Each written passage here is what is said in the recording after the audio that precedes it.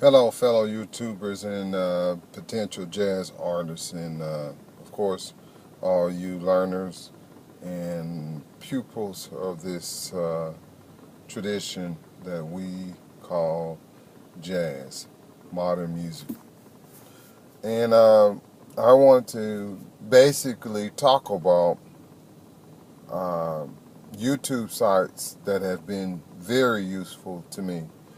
And, you know, if you're watching this, I'm pretty sure you are aware of some of these people. Some of them you may not be aware of, but all of these people really have, done a lot for me, uh, to learn how to play jazz.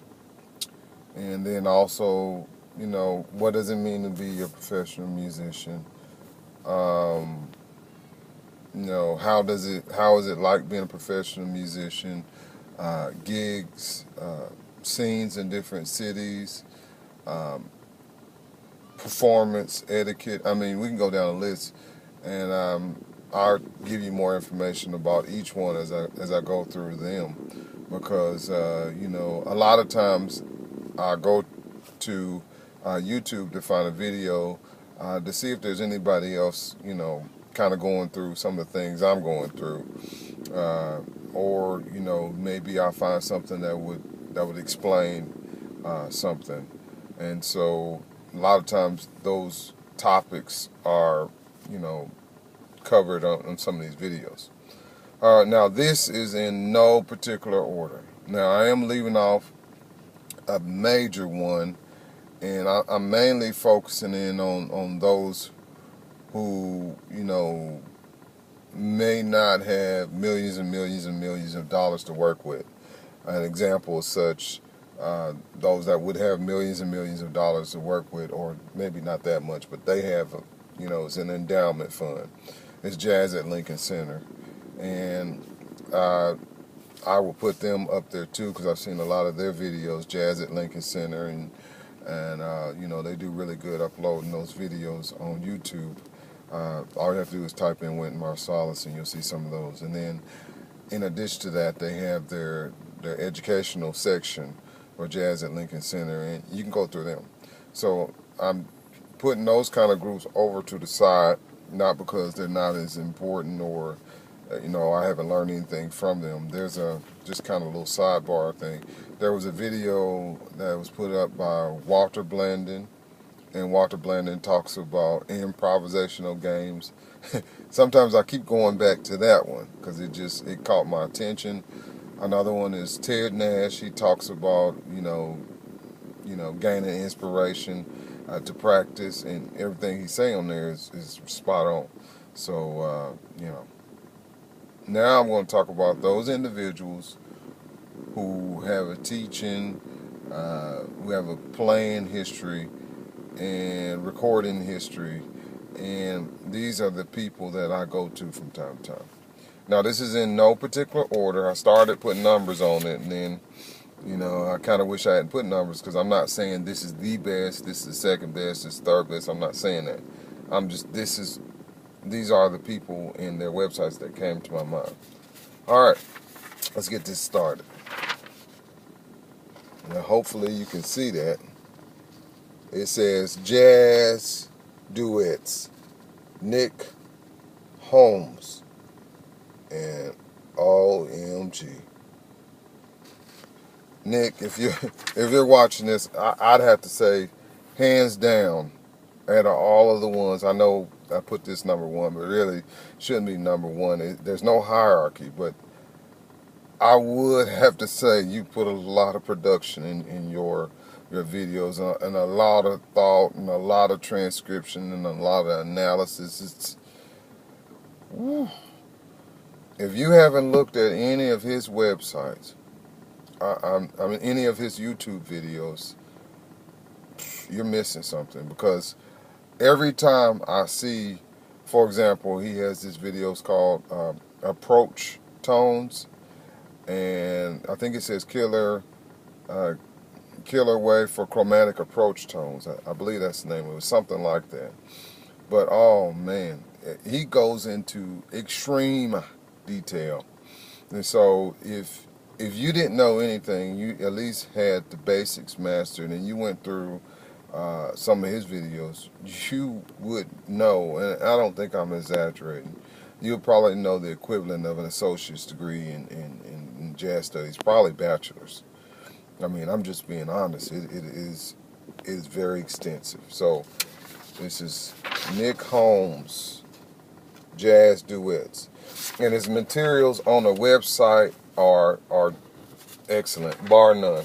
I mean, I've got a lot of books, and I'm telling you, that is quality. It is the highest quality. All right, good job, Nick. Man, I mean, I'm scared to put out a teaching video. When I see yours, I'm like, ooh, compared to what I do, I can't touch them. All right, here is another person that I kind of called him by accident, and man, this is Randy Hunter. Let me hold this thing straight. Randy Hunter. And especially the one that says, so that says Randy, I know it's coming in backwards for some reason. Oh man. It should say Randy Hunter, transcribe this lick. Y'all tell me in the description if it's coming up backwards too. But it's supposed to say Randy Hunter, transcribe this lick. So that's the second one that came to mind. Randy Hunter, transcribe this lick. Oh man, guys, girls. Woo. He takes a lick from a jazz artist, and he'll show you. At first he plays the lick, and after he played it through a couple times, and then he'll show you the lick notated. Then he'll show you the lick in an improvisation, and he'll play it 3, 4, maybe 6 or 7 times to show you how you can use the lick. And I think it's awesome. Good job, Randy. Great work on it. Great work. You put a lot of time and effort in it, and I've learned a lot. Just reading it and just seeing the analysis, approach tones, and upper neighbor, lower neighbor, and enclosures, and you know, you really get into the mind of an improviser.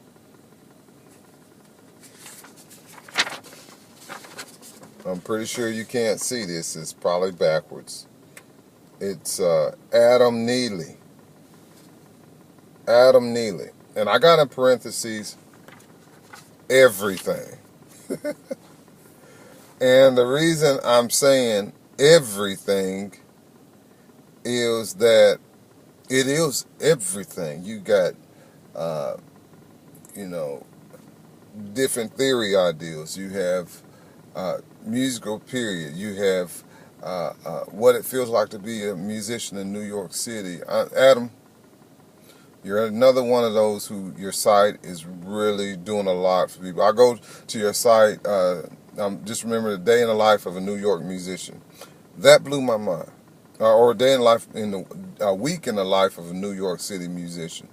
And, you know, you've actually inspired me to want to do that, to show people how a music educator in every day what he or she goes through. And it is kind of like that. You know, of course, I don't have as much performance pressure that you have, but, you know, dealing with the kids every day and coming up with innovative ways to teach, it's kind of the same. Well, I don't want this because I don't want to go over 15 minutes, so I have to be careful. And we're going to stop at 10 minutes. And I guess what I'm going to have to do, it looks like all of these sheets are going to be backwards. So hopefully that will not be an issue. But if it is, I have to find a way to make it better. All right, so this is part 1 of YouTube videos for jazz musicians.